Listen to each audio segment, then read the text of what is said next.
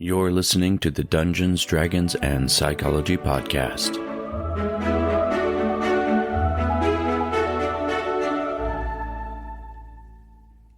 I'm Nate Pohl. I am a longtime gaming friend of Rob's. In fact, I just realized as we were starting this podcast that we have now been gaming as of this summer for 20 years together. I work in the theater and have kind of a large background in storytelling in many different forms.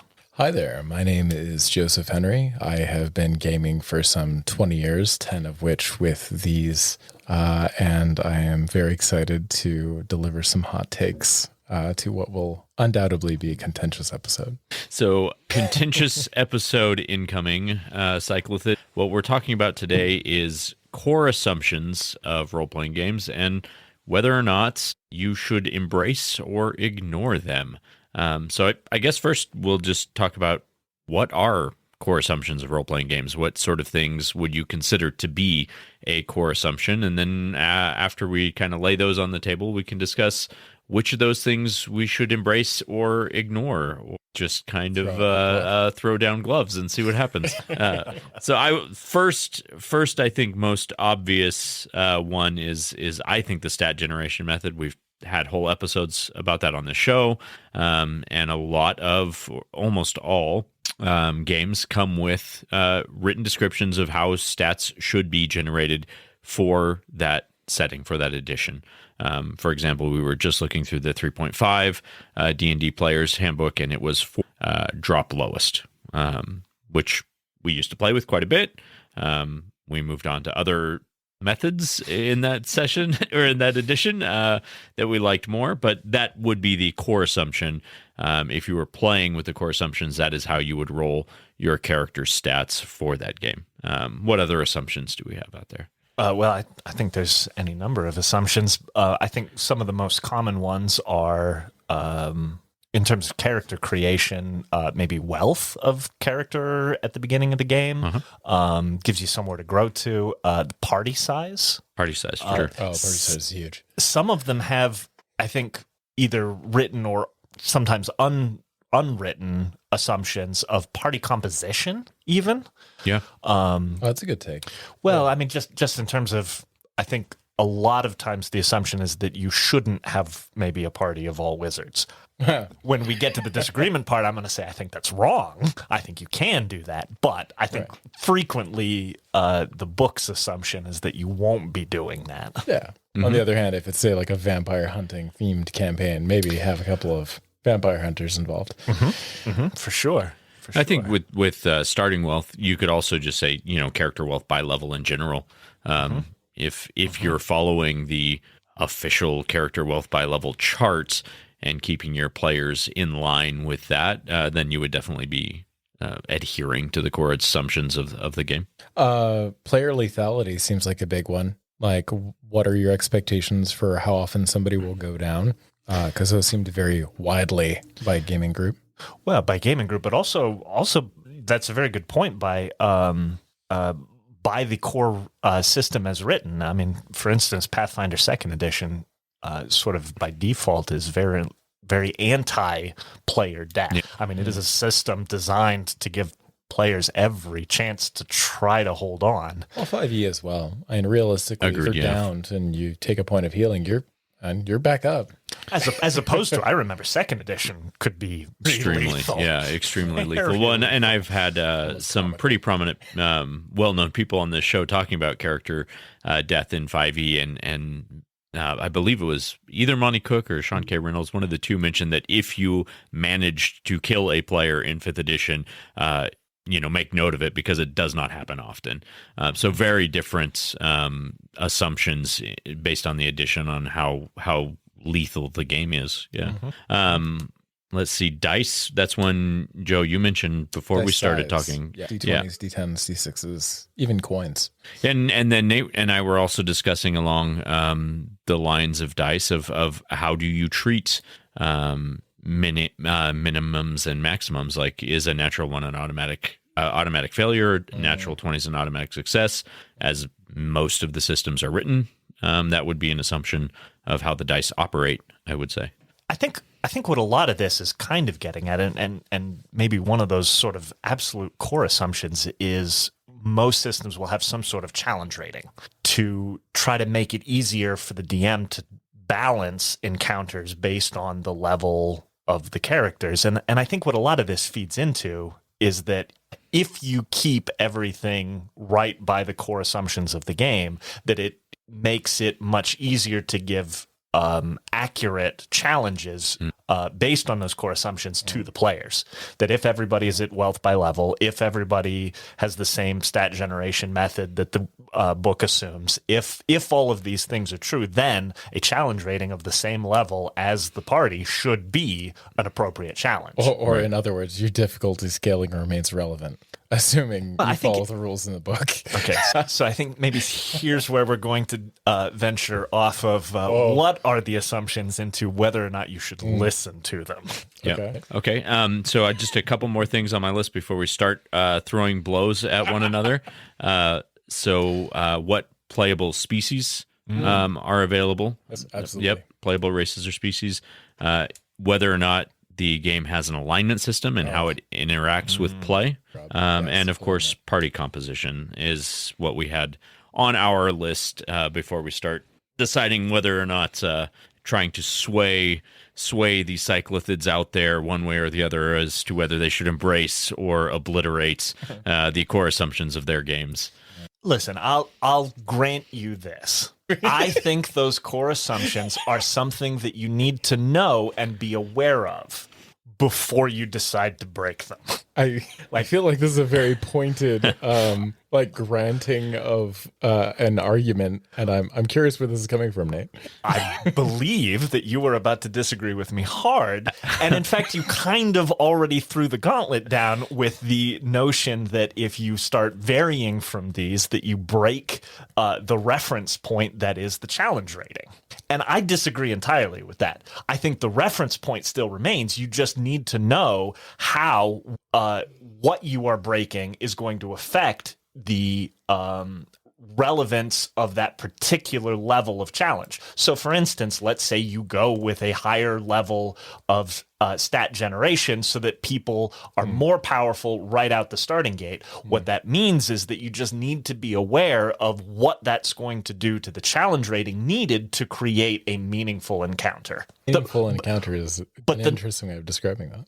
Well, but isn't that sort of the core? I mean, that any game is going to need meaningful encounters. Oh, yeah, absolutely. Especially ones that allow specific players to highlight their strengths, like druids into like an animal encounter and so on. Sure. I'll acknowledge that making sure you are catering to the players at your table is very important. But just because your players are 7th level doesn't mean that you need to have 7th challenge rating 7 creatures in order to make the encounter meaningful. You can vary off of the number and still have a meaningful encounter. Okay, that's fine. I'll frame it up for everybody out there grinning with some concern in their hearts.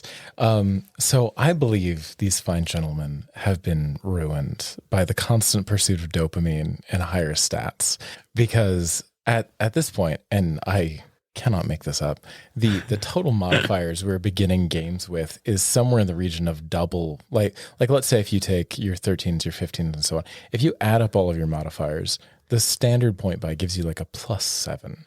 Our standard that should starting be point buy for is one like stat. Like it's we have gone off the rails of anything resembling belts before we get into a Monty Hall kind of all the loot situation. So you know what I'm going to God forbid if settlements actually have some kind of cap on the items that they sell, or the things you can craft. I'm sorry, Nate. I believe you were saying something. Well, I was to say that most of the time, I think, if that is the one piece you are changing is the stat generation method, to the point where you would have double the modifiers of what the core assumption of the book is, I'm going to suggest that at first level, it means you're going to add 1 to the challenge rating of creature you need to give them a good challenge. From 2 to 5, I'd say somewhere between 1 and 2. From 5 to 10, you're going to add probably 2, maybe 3. And 10 plus, you're going to probably be adding somewhere between 3 and 6 to the challenge rating needed to make a meaningful encounter. I swear that math is not hard. Interesting. And in fact, so much of it comes down to picking specific monsters that are going to present challenges to your players, because what their abilities are ends up, in my opinion, mattering far more than what number happens to be assigned to that monster. I mean, sure. If you have, say, like a lich that can cast Time Stop and go ham in that pause time versus a zombie who has a single action, yeah, there's going to be a significant discrepancy. But the problem here is that those extra stats, those extra money, this extra kind of character build budget translates into a force multiplier on a game that already thrives on stuff like haste. If haste is what's breaking the system for you, I assure you I have many more ways of breaking the system in much worse ways. If you think haste is going to break it, oh boy. Is that a threat or a love letter, Nate?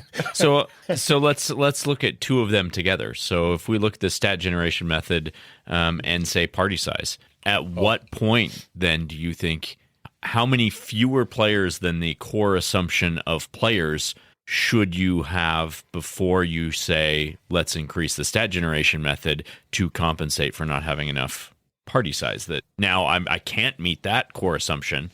Should I make all the other assumptions remain the same? Ergo, all the challenges are going to be far too difficult for me and we will not survive?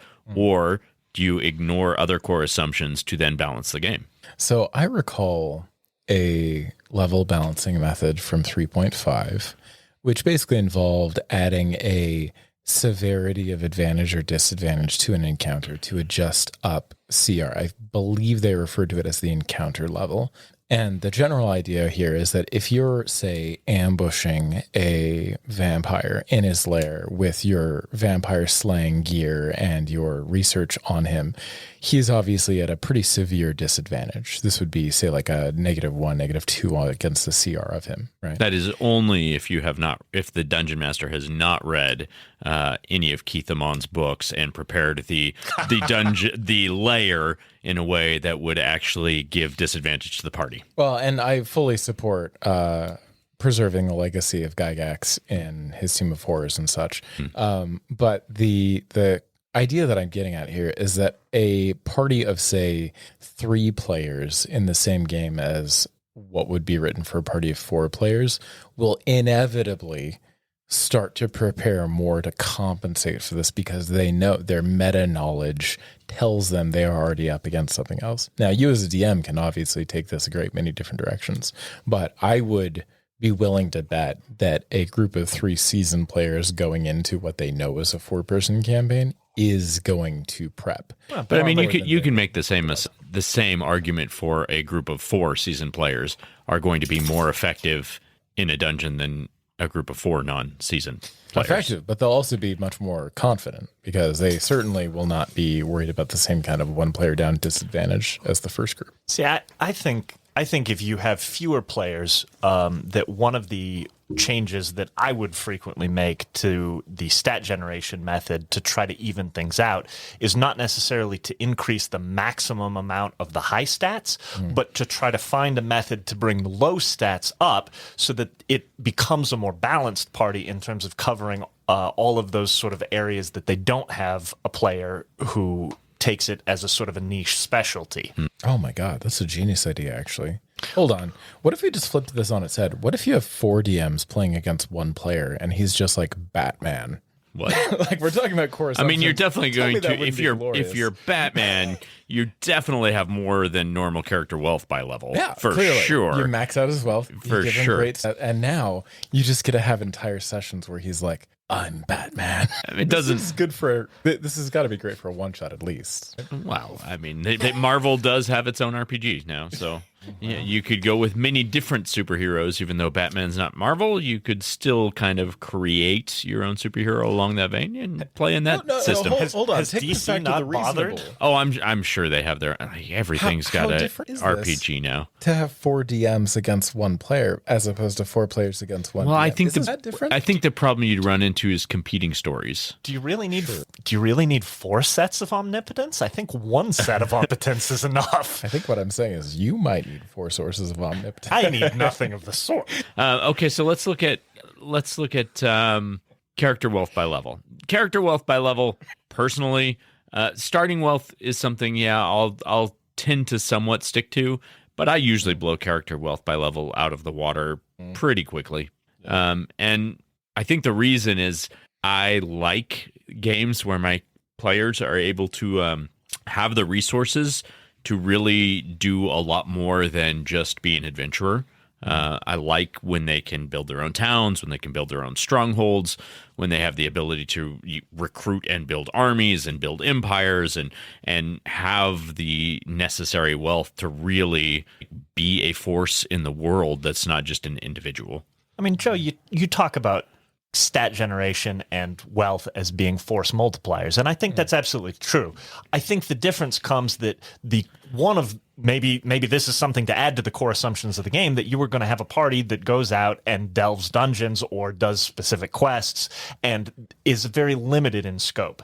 If you want to run a game instead where those players are interacting on a more global scale, are literally changing sort of the path of history, then they need force multipliers to be able to accomplish the things that they are trying to accomplish. Otherwise, it's like me trying to affect the course of this country. Like, I've got to vote, but I don't have the wealth to make any meaningful change. I get it. I've heard you raise this kind of, and I'm going to try to present this as faithfully as I can, but the thing that you find compelling in games is this idea of striving, often against all odds, to do something heroic, usually against something that's like titanic in nature, like inexorable even, right? I mean, I certainly enjoy those. I don't know that it needs to rise to quite that level every time, but this is like the myth of like a hero succeeding against unbelievable odds. This is what you want as the payoff of a campaign.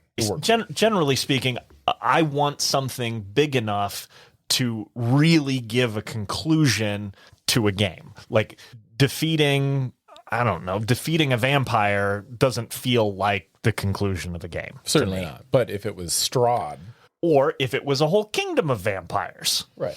Like that seems more of a scale that I am interested in working at. Right. And obviously, again, you don't start there at first level, but it seems like that's what you want to build to, not cap out at being able to defeat like maybe a few vampires. So this is perhaps a heretical opinion, and I believe it is in this room. When I look at something like this, of like, all right, so what is more impressive? Is it your Batman, Bruce Wayne, married to Van Helsing, has gone out to go murder a kingdom of vampires with his vast hoard of wealth, is somewhat less impressive than, say, Joe Adventurer down the street who just happened across his first magic sword and has a bone to pick with Strahd the Lecher down the way, and that's all he knows for now. Like, he doesn't even necessarily have the knowledge to understand what he's grappling with. Sure, absolutely, and that is a hell of a starting point. But you don't want that starting point to also be the ending point. Like, that's pretty fucking boring. There's not a lot of growth there. I will also point out, you should absolutely not hand a magic sword to a level 1 adventurer named Joe. Disagree. Absolutely disagree. It's far beyond his multi-level. In fact, here, you want a heretical opinion? I'm going to say, ditch the magic sword altogether. I'll give him a fucking artifact. I mean, that is something we have notably done, played games like our game, The Lost Artifacts of Mithranor, where, I don't know, at one point, how many artifacts was the party rolling around with eventually? I don't remember. I do remember that we started delving. We tried to get to Mithranor, I believe, at 3rd level. Yeah. So we were already looking for artifacts by the time we were 3. Well, I know each member of the party had one of the elf blades, so major artifacts. By the end, we had Sphere of Annihilation. We had, I would say it was probably close to 10 artifacts in total that the party had at its disposal. That sounds about right. But the thing about the game is it was never unbalanced, ever. Okay. All right, please. Because we spent most of that game knowing that the challenge we were facing was actually the Chosen of Loviaton. Okay. So despite all of those things at our disposal, we were still the underdogs. Okay. Like, we were vastly outmatched. Okay. And in the end of the game, gave their lives because it was the only way to succeed. Like, it was still, despite all of their millions of gold of wealth and numerous artifacts at their disposal, it still required their lives to succeed. Okay.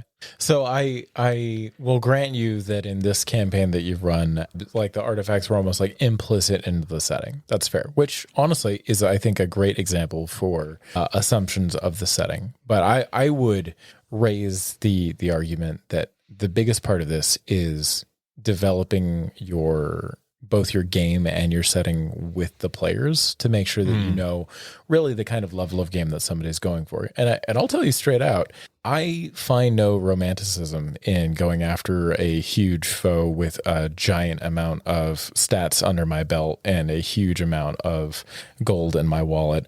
I want to be normal and become incredible, rather than being incredible because I've been granted an extra +7 total modifiers, or being mythic, or being handed. Yeah, but think of Hercules, right? Yeah. He was not normal. He was born incredible, but he didn't make a name for himself because of his stats. He made a name for himself by completing his trials. Well, sure, but he also couldn't have done any of his trials if he wasn't Hercules. Exactly. That's my whole point. The party couldn't complete those amazing trials if they weren't already above normal. Okay. I suppose you could even extend this to say like Sherlock. Like nobody would read Sherlock or any of the like modern derivatives if they were, if he wasn't normal intelligence, he wasn't a genius.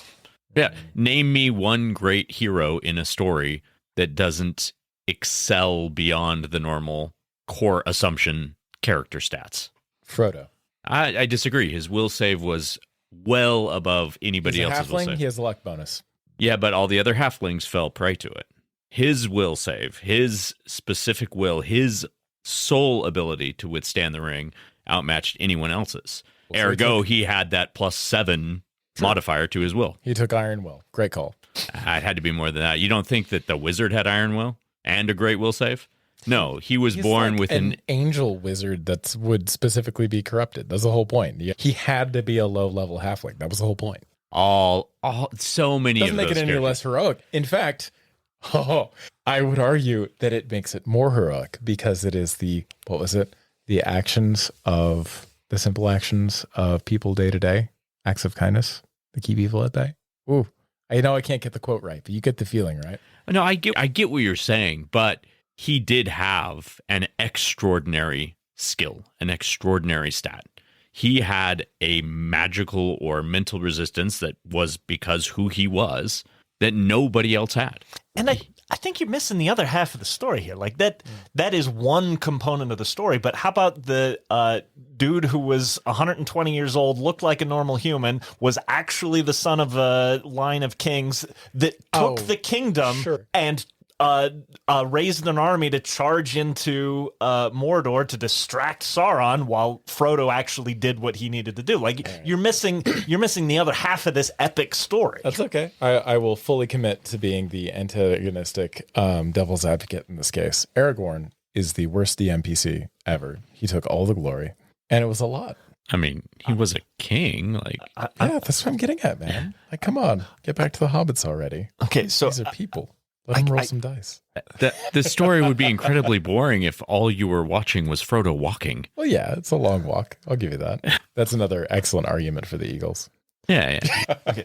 I don't know how not suitable for work I should get on this, but I don't know. Do you remember there's a cartoon called Oglop? Oh, yes. I'm familiar. And there is a cartoon strip that is Gandalf and Frodo on the back of an eagle, and they're not Frodo. It was Bilbo and Gandalf on the back of an eagle as they flew out the backside of the mines of not Moria. Mount Doom. No. The Misty Mountains, the goblins. Oh yeah, okay. And Frodo was literally asking Gandalf, why didn't we just take the eagles from the get-go? And in the next panel, it's an eagle reaching up onto its back and eating a dwarf.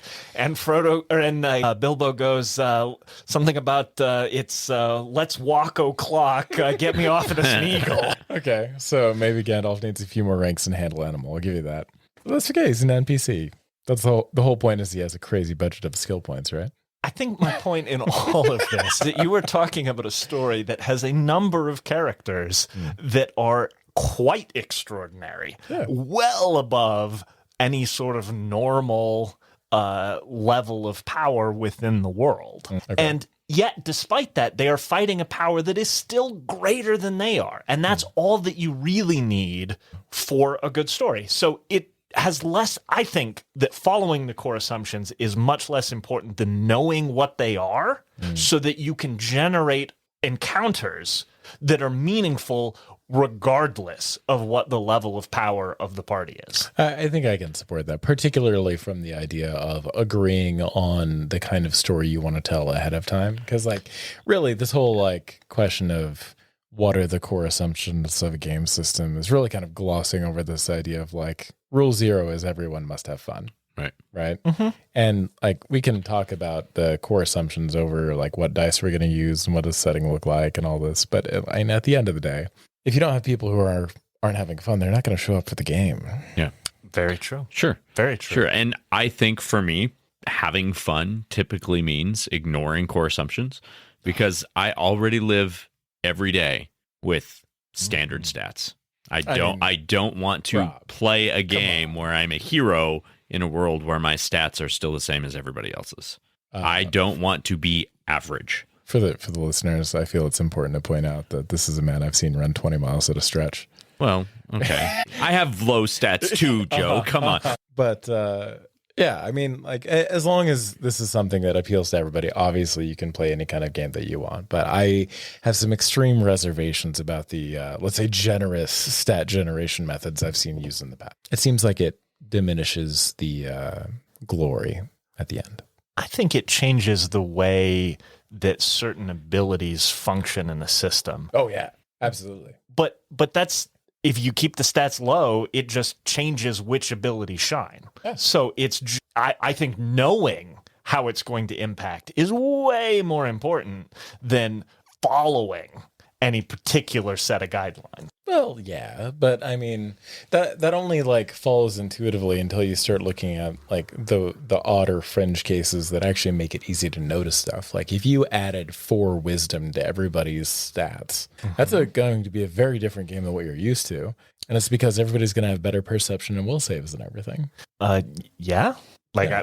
I Which means that all of the, like, nymphs that would tempt you, all of the will saves you make against artifacts that'll tempt you to wear rings and such. Right, so these will all be easier, right? Sure, but maybe what that means is that could work really well in a game where what you were going to do is throw a lot of temptation at the party or a lot of the need to resist those sorts of things. Because one of the other things that factors in here is, let's say their will is 4 points higher. That's going to definitely give them a better odd of success. But if you throw 100 will saves at them, they're still going to be failures. Oh, yeah. Law of averages is a punishing mistress. Right. So making sure you're using the law of averages to your advantage, I think, is key in all of this.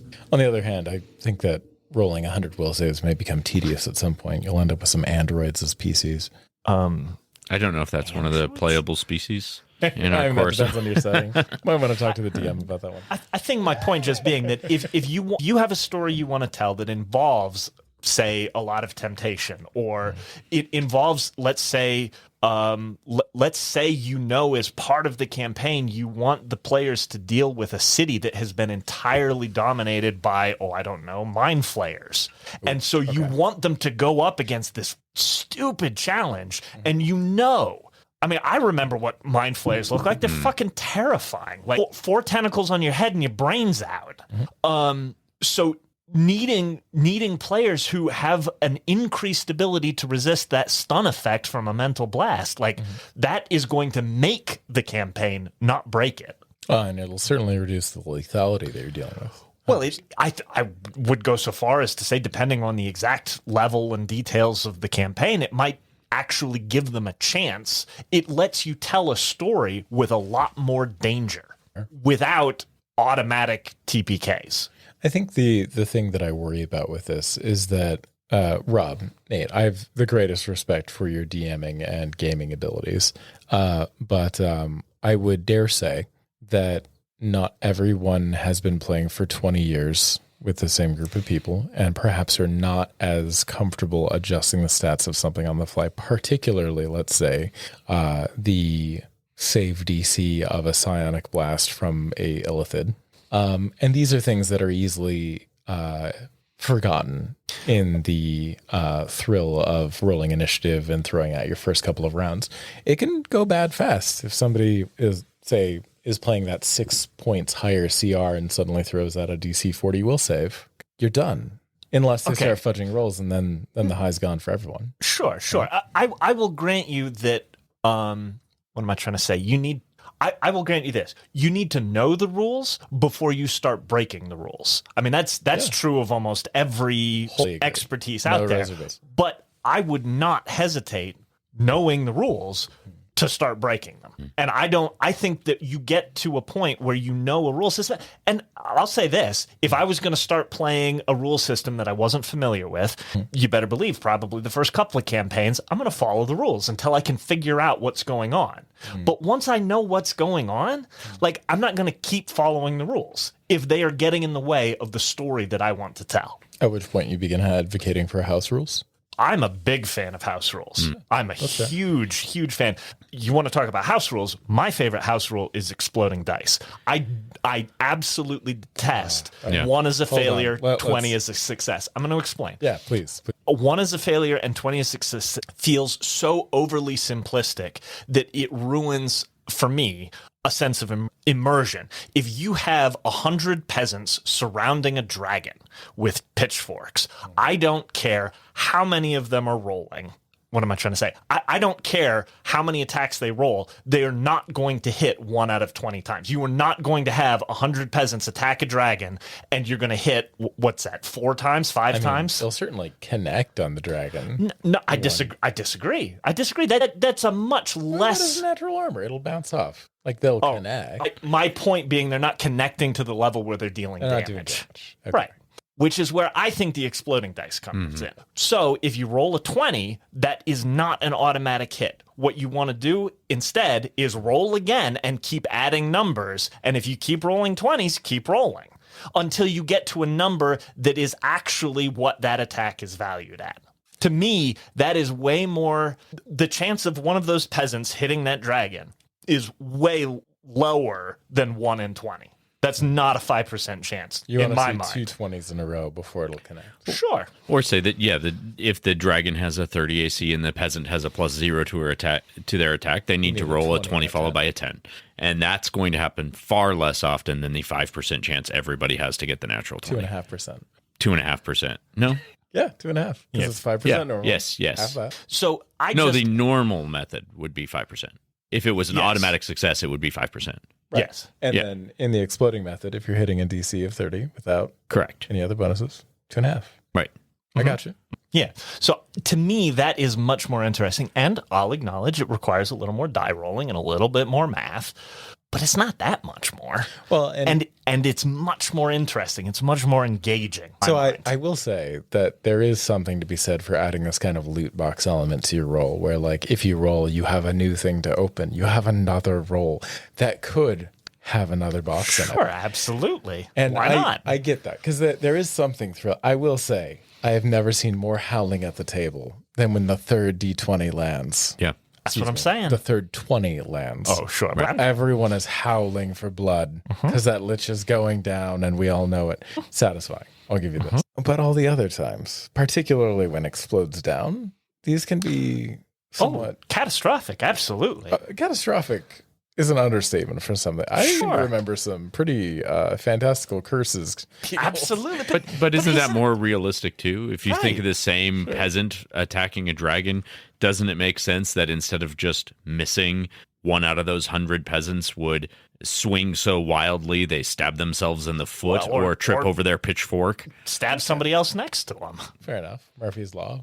So you have the Could happen. exploding and the imploding. I think it adds realism in both directions. Okay.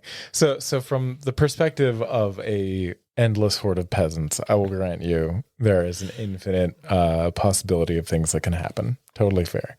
For the purposes of players rolling dice, how do you handle this problem where now everyone is incentivized to roll, particularly people who are, say, not necessarily versed in a certain skill? Because that same exploding very often means that your fighter suddenly has a thesis on, say, like the lore of draconic history. Sure, you know what? They ran into somebody at the last, or they ran into somebody 10 bars ago who happened to go off, and they ended up listening to them. I mean, this is a piece of information, and I think it still separates. It makes it more believable, right? Because everyone can roll and have a 5% chance of getting a 20. But if the DC is 25 and you have no skill points in it, your chance significantly decreases. Because you'd need to be getting a 20 and a 5 then. Correct. As opposed to just a 20. Or say it's a DC 30 or like a 35 for an amazing lock. Right. If you have no ability to pick locks and you're trying to pick an amazing lock, like a 20 isn't going to do it. But everyone in the party would still have a 20% chance of doing it without the exploding dice. Only that person who has a significant bonus is really going to have a chance with exploding dice.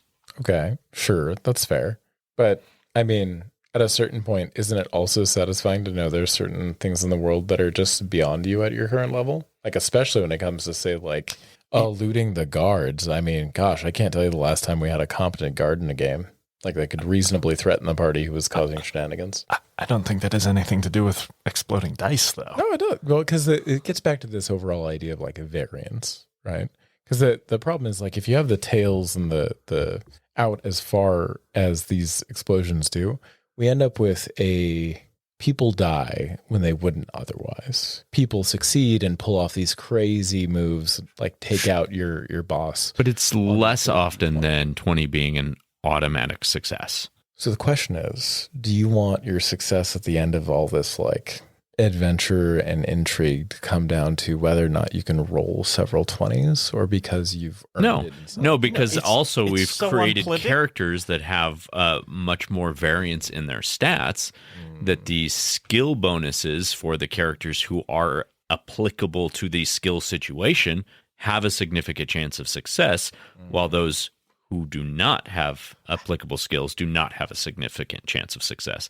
It makes the party unify around who is good in a specific situation. So I will grant you that specialists obviously do have a much better time kind of rising to the occasion presented by unique challenges. Totally fair. And that if you give them more of a budget, they can absolutely push those limits higher. Also totally fair. I think that I maybe have remembered coming out on the losing end of these a few more times than others, and it's kind of stuck with me. I've become a jaded old man in my 20 years of gaming, Rob. And what do you mean the losing end? You roll a lot of ones? I think the ones that really get me are the stat rolling. This is why I'm such a cynic when it comes to rolling stats. So clarification, we're not talking about exploding dice anymore. I'm walking it back to this general idea of just variance in terms of character generation and the player experience. Like, how do you manage to keep it within a certain range, right? Because, like, if you look at any game, generally you start from a certain starting point, right? And this whole conversation is dancing around the idea of, like, but what if you have 3 Monopoly pieces instead of 1?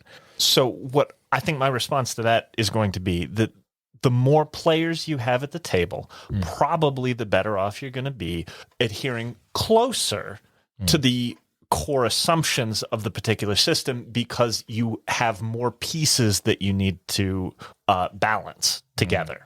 So if you have a certain tolerance of variance that you need to rein in because you have more players. Sure. And a lot of this also comes down to your experience as a DM. I mean, the more experience you have, the easier you're going to be able to balance all of these, the more players that you can balance with more variance in the rules. Obviously, this doesn't come down to just one factor, but if you have an experienced DM and a relatively small number of players at the table, and maybe those players are relatively experienced at working together. Can you give me a sense of what a relatively small amount of players is? Are we talking 2? Are we talking 4? So I would say anywhere 2 to 4 is a relatively small. You have a lot more leeway with the rules. Certainly less than 5, though. You start getting up 5, 6, 7, 8. it becomes a lot more of a challenge. And if you're less experienced as a DM, probably the further off of the sort of trod path of the core assumptions of the rules, the more difficult it's going to be to get yourself back out of the weeds. Okay. But with the assumptions that you have a relatively high amount of experience with the rule system, if you have players, a relatively small number of players who are maybe more experienced and more experienced playing with each other, then the further you can vary from the core assumptions of the rule book without running into game-breaking problems. Well, sure. And I'll absolutely grant you that this tends to be like the trend of most gaming groups over time. Like, Sure. especially as you spend that much time in a game system, you kind of tend to gravitate towards the novelty of it. Well, and I think that is part of it, that the stories you want to tell, the stories that were interesting to you when you first started using the core system, you've played them. Like you've used those story ideas. You need to go a little bit further afield for new ideas. And one of the easy ways to start making those new ideas a playable sort of campaign is to manipulate the rules to more closely match the feel of the game that you were trying to put together. I think that's well said. So I think it all comes down to knowing the rules and knowing what the effect of breaking those rules is going to be. All right, let's go ahead and move on to our tricks of the trade segment. And I think for that, let's get the sound effect first. And for tricks of the trade, let's just each have you give a short closing argument, as it were, in favor or against ignoring core assumptions of the game, and maybe 2 to 3 points about why you think that is your preference. You want to take those on? No, I'm going to let you go first. Why do we need to stick to the core assumptions? Actually, I'm going to throw out my entire argument here and go on a wild tear. So let's restrict this to Pathfinder First Edition for the sake of making this coherent. Okay. I did not originally have a gaming group when I first started. I was reading about D&D on message boards, and one of the things that really stood out to me was this idea of a tier system. That is, wizards, druids, clerics are tier 1, sorcerers are tier 2, rogues are tier 3. And so basically from a standpoint of how well can you bring force to bear on a game and really like take a main character kind of role, which is problematic, obviously, for several reasons. But I love the idea of chaining a point by budget to your tier, so that, let's say, if you're playing a tier 1 character, you would have a 15 point buy. If you're tier 2, you'd have, say, like 18 and so on, so that the characters that normally wouldn't have a chance to shine, especially, say, like your tier 3 and up, like your rogues, your Duskblades, your more obscure characters, get that budget to actually enter that spotlight. And I love that idea as a way of subsidizing some of the weaker classes. I think it could make some really interesting stories. This is an interesting one. I know you've talked to me about this in the past, and I've just never. I don't want to say I don't understand get the concepts of it. I just personally don't ever have any experience of playing a tier 2 or a tier 3 character where I felt like I was less powerful than any tier 1 character. It's my experience is like a bard tier 3 character. I've always felt like my bards were the star of the game, regardless of whatever fireballs or wild shapes or animal companions things were slinging around me. That's fair. I feel like the influence of a charismatic personality has a lot more to do with the story than just the numbers on the page. That's fair. So I don't really personally understand the tier system just because I've never felt weak by any class. Interesting. I fully agree with that. I don't buy your tiers. Don't even notice it? Nope, I don't buy your tiers. A fighter is fully equivalent to a wizard, Mr. Wizard. Well, I mean, it obviously depends on the specific of the fighter, but why do the players have to compete with each other? Like, why does it have to be fighters versus wizards? Why can't it be, what is the best way to combine our abilities to defeat whatever challenge that we are facing? Like, what if the most effective method of using that wizard and that fighter have nothing to do with the wizard using their abilities on their own? What if it's teaming up so that the wizard teleports or dimension doors the fighter into the exact right place to be the most effective? Like, why does it have to be competitive? That's the part that I don't understand. My favorite characters are the ones that make everyone else at the table more powerful. Absolutely, because I'll tell you what, you get a shitload more appreciation from everybody at the table by casting, say haste, than you do by throwing a fireball. Everybody at the table loves you when you cast haste. Absolutely. It's good to incentivize team play. 100%. Sure. So this tier system, I really don't understand. It makes no sense to me. I would be delighted to see what the comments look like on this, by the way, Rob. Please do share. Yeah. I mean, I'm sure it's out there. I've heard other people mention it before. It's just not something I've ever experienced. Like, I've played a lot of characters, and frankly, I play almost exclusively tier 2 and tier 3 characters. All right, hold on. Just to kind of probe this for a moment. I don't think I've heard more stories, like war stories of D&D, than your Wizards of Thay. Red Wizards of Thay. Yes, yeah. Specifically as a group. That was a Wizards. 3-session game. Like, yeah, because the game broke down. No, the crushing weight. No, on Wizards working in tandem. That was a campaign that was premised on the notion, challenged to us by the DM who ran that game, that a party of wizards was a non-viable party, and so we took up that challenge, created a party of 3 wizards. Red Wizards of Thay, and with that party, we broke the DM. So, quite literally. But that was a very specific challenge thrown down. So that was never a game intended to last. Just one follow-up question for this: do you think you would have been able to? What did you describe it as? Break the DM with 3 fighters? I think that if any DM levels a challenge against Nate, Chris, and myself that something cannot be done, we will break the DM. We will find a way to make it work. And the whole reason is because all we did was find the most effective way to work together as a unit. Right, as a team. It could have been any characters, any class that he chose. We still would have found a way to say, how can we work together as a team so effectively that we disprove his point? So maybe it ends up being fighters, and all of a sudden, all 3 of us have invested the ranks into use magic device so that 3 fighters end up looking a whole lot more like 3 something else. I mean, it comes down to every character class is playable. Oh, yeah. I mean, there's certainly... Well, and if you want to talk about fighters, talk about the paired opportunist chain that we built. Like kind of by accident. But you put 3 fighters with those feats, and all of a sudden, monsters get 1 turn, and then we critical them until they're dead. Absolutely. I do love this story. This does seem like a delightfully hijinky kind of build. Please put some kind of link description together for it, though. I'm not sure if I want to sit there and describe the... just listen to previous episodes. We've talked about that particular game numerous times on this show. Oh, good. Okay.